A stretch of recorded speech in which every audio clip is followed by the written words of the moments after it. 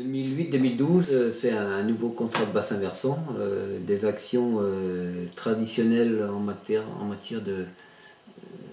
d'azote et de phytosanitaire, certes, mais aussi des actions un peu innovantes qui consistent à lier l'économie des exploitations avec l'environnement, dans le respect de celui-ci, avec des nouvelles méthodes. Et surtout travailler beaucoup les groupes, comme on a pu le faire à travers la visite de Dineo, qui est une action un peu intéressante, hein, puisqu'elle vise à faire un groupe d'agriculteurs se déplacer, discuter et échanger avec des agriculteurs qui ont des méthodes un peu innovantes. Je crois que c'est quelque chose qu'il faudra développer sur le bassin versant afin de créer une dynamique et de sortir de l'environnement vu par le côté réglementation. Le but de ce groupe, c'est de mettre en commun l'expérience des uns et des autres, et puis ensuite de traiter des sujets techniques avec des techniciens de la Chambre pour les sujets techniques ou économiques, comme je disais, soit l'exploitation de l'herbe, soit la fertilisation, selon donc ce que le groupe choisit, donc avec un programme qui est préétabli. Mais n'empêche qu'à la base, il y a une exploitation de l'herbe à faire, et puis chacun d'entre nous peut trouver des arguments, des éléments à mettre en place, et puis il y a un tas de choses, il y a des trucs, il y a des observations à faire, et l'expérience des uns sert aux autres. C'est ça un peu le principe. Qu'est-ce que j'attends de la journée? Découvrir quelqu'un qui a des pratiques d'exploitation différentes des miennes, et surtout en matière environnementale, voir qu'est-ce qu'on peut copier sur lui par rapport à nos exploitations conventionnelles. Parce qu'en termes environnemental, il est clair qu'on ne pourra pas continuer à faire ce qu'on fait, donc autant essayer de voir comment on peut faire autrement avant d'être dans le mur. Jean-Hervé Cogan est installé en GAEC avec sa sœur et l'aide également de 3 salariés donc à temps partiel. Et donc ensemble, ils conduisent un troupeau de 90 vaches laitières en bio avec un quota de 620 000 litres. Sur une superficie de 180 hectares. Mais sur les 180 hectares, il y a un lot de terre qui est de très mauvaise qualité. D'où la raison de Jean-Hervé de s'orienter principalement vers l'herbe. Donc pour cela, il est passé de 40 hectares de maïs il y a quelques années à 0 hectare actuellement. Sa moyenne économique par vache laitière est de 7 500 litres par an, et avec une marge de l'atelier laitier de 280 € par 1000 litres, soit aux alentours de 40 € supérieurs à la référence départementale. Donc quand je me suis installé, moi en 1985, à l'époque la ferme faisait 36 hectares. Puis après ici on a pris ce périmètre là, il y a une trentaine d'hectares, plus ici un petit peu là, 5 hectares. C'est là où sont les éoliennes de Dinéol, et c'était en friche et complètement, pour ainsi dire, abandonné, quoi. Mais c'est des terres de très petits rapports, on fait entre 1 tonne et 3 tonnes de matière sèche hectare. Donc on les fauche 1 fois par an ou 2 fois par an pour garder propre. On arrive à 180 et quelques hectares, quoi. Au niveau production, donc la production porcine a été arrêtée en 1978 pour se spécialiser que dans la production laitière. En 1990, on a monté un troupeau de vaches allaitantes, 40 vaches allaitantes. On avait aussi un élevage de taurillons, donc on élevait les mâles croisés de l'élevage laitier, plus les broutards de l'élevage allaitant. Et quand on est passé en bio en 1998, on a arrêté l'élevage de taurillons. On a diminué de moitié l'élevage allaitant. 12 hectares de céréales à battre. Donc en bio, là on fait du blé, un petit peu de triticale. Et dans notre blé, on met 150 kg de blé, on multiplie la semence de sélection pour ressemer, qu'on passe au trieur, et on met 10 kg d'avoine.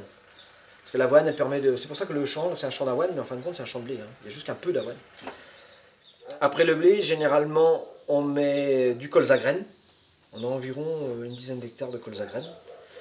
Et autrement, on a 10 hectares, pareil 10-12 hectares de mélange céréalier pour ensiler, qu'on fait depuis 3 ans. Bon, on avait fait il y a 25 ans, et on a repris depuis 3 ans. Alors le mélange céréalier, c'est un petit peu la sécurité alimentaire, et ça nous permettait aussi de refaire des prairies. Et pourquoi on est passé en bio? Challenge technique. 3 UGB hectares, l'ammonitrate, le Roundup, le soja, le maïs. On a fait jusqu'à 40 hectares de maïs cultivés en monoculture pendant 10 ans sur certaines parcelles. Après, il y avait le challenge économique, il y avait le challenge environnemental, sociétal, quoi. D'être en bio, d'être en phase avec la société, avec ce que demande une partie de la société, le problème des algues vertes, des nitrates dans l'eau, parce qu'on y a contribué, quoi. Je veux dire qu'on a mis 300 à 500 unités d'azote à l'hectare, on a sûrement contribué à la pollution qui a été mise en place depuis quelques années, quelques décennies maintenant.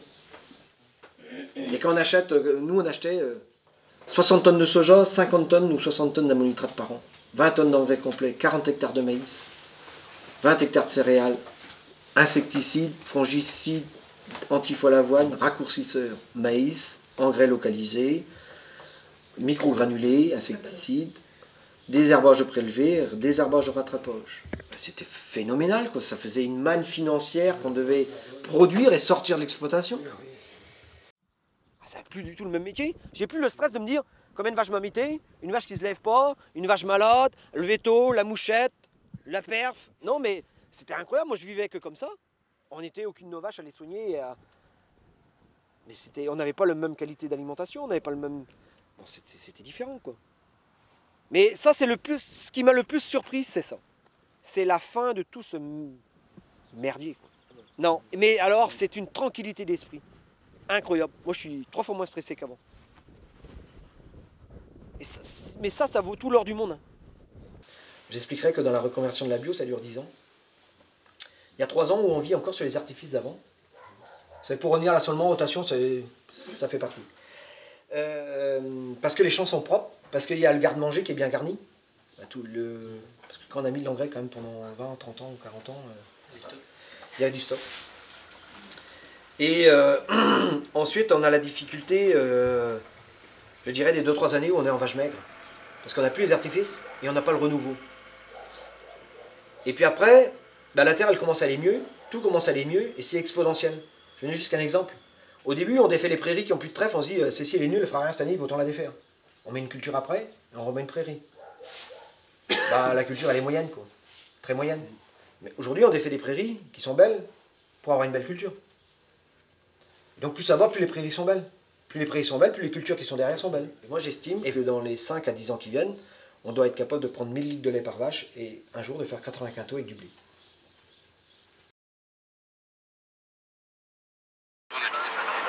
Sur la visite, je m'attends à essayer de voir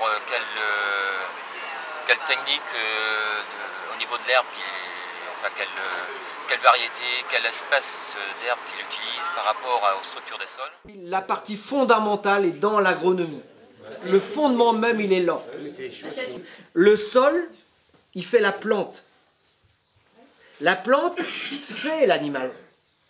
Et la déjection de l'animal retourne au sol. Et c'est une chaîne sans fin.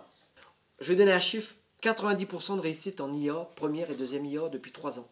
La première année, on s'est dit c'est un accident. Bon, c'est arrivé, mais c'est le hasard. La deuxième année, on s'est dit, tiens, ça confirme la première année. Et pour notre troisième année, on se dit, c'est sûrement une réalité. Donc aujourd'hui, je peux le dire. C'est comme je dis, aujourd'hui, j'ai l'espoir de faire 80 quintaux avec du blé. Mais j'ai l'espoir. Je me dis que techniquement, on doit y arriver.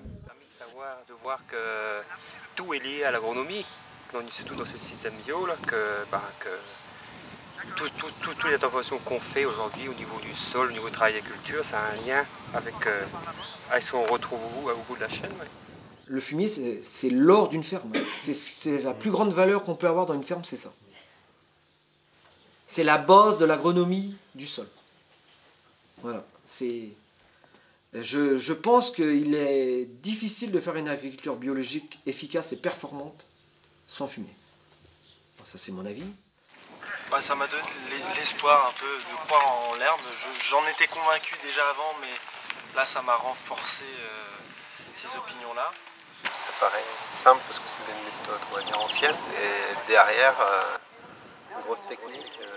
Alors après, donc, je mets mon colza. J'étais donc prairie, blé, colza.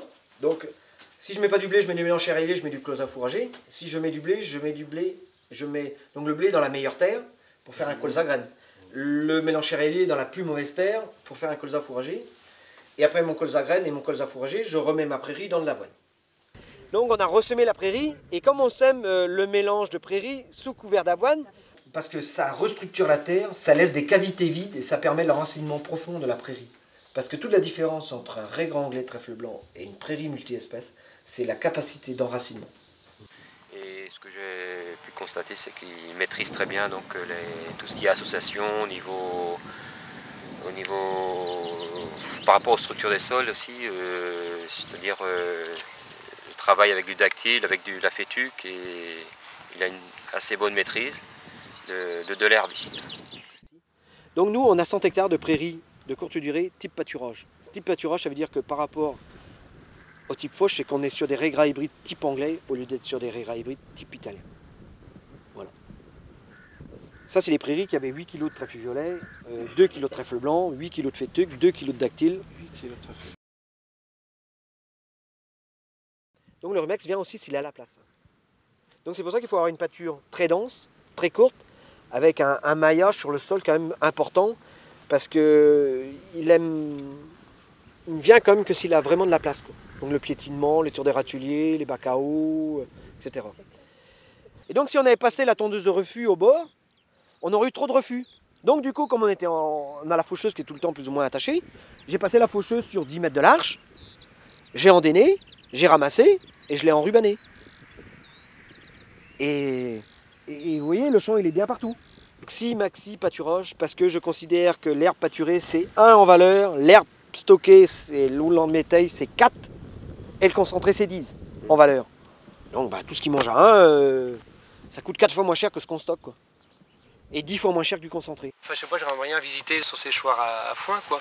Mais si on arrive à avoir comme ils disent, un dactyle qui est plus riche en énergie, des graminées riches en énergie, et stocké comme il le fait, avec les valeurs alimentaires qu'il nous annonce, bah, ça nous pose la question aussi, on veut donner de la paille à nos vaches avec notre maïs, mais bon, il y a tel moyen d'améliorer la conservation de l'herbe pour la valoriser et à faire du lait. L'année dernière, on a fait 500 bottes en 10 jours.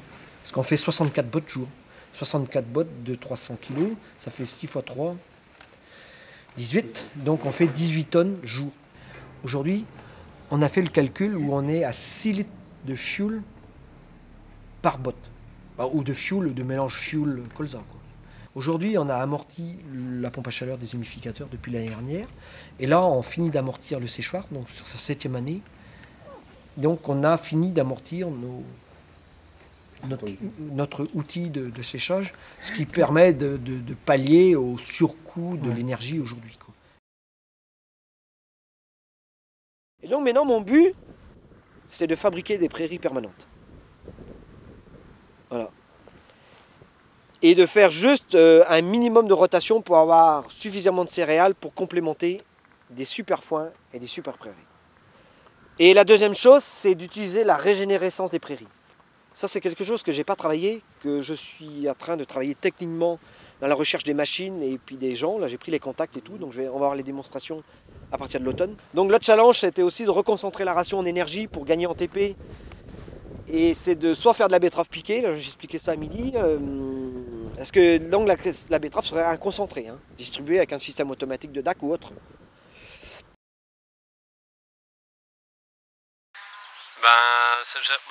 C'était surtout une attente à ce qu'on se posait, c'était au niveau de l'approche système fourrager basé sur l'herbe et les mélanges multi-espèces, qui est très bien exploité sur l'exploitation ici, et très bien géré, et surtout dans la globalité du système, au niveau approche agronomique, c'est surtout ça qu'on doit retenir.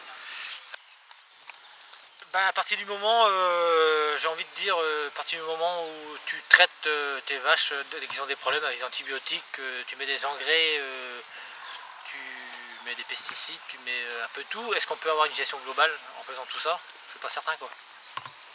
Parce qu'on est toujours plus ou moins influencé par tous les gens qui passent autour de nous, quoi. C'est tout ou rien. Alors que lui, c'est son influence et c'est lui qui décide. Donc vraiment, on le sent, il le vit, quoi. C'est ce que je vais retenir de la journée, c'est que vraiment c'est quelqu'un qui gère vraiment son truc. Et c'est pas les autres qui le font à sa place. Donc, je pense que suite à cette visite-là, on peut dire qu'on peut encore apprendre à observer, à mieux observer ce qu'on fait chez soi. Et autrement, ça vous donne d'autres idées? Oui, bien sûr, au niveau donc, du système de pâturage, bon, peut-être pas les surfaces en herbe, etc., puisque tout n'est pas transposable en fonction donc, des surfaces disponibles auprès des bâtiments, etc., accessibles aux vaches.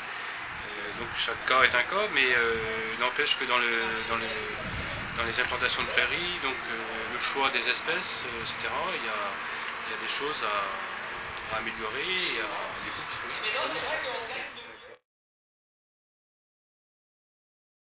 de proposer des formations donc sur l'herbe et sur sa gestion, de sortir des systèmes traditionnels, d'essayer de, je sais pas comment faire, mais de donner envie aux gens qui n'ont pas du tout cette approche de s'étonner, parce que je pense que s'ils viendraient ici, ils seraient agréablement surpris. Pour l'ensemble du groupe, on pourrait dire que c'est une visite très intéressante et enrichissante pour tout le monde. Chacun peut prendre différents thèmes au niveau agronomique, au niveau technique, au niveau animal, des pratiques qu'il peut reporter chez lui sur des exploitations plus traditionnelles.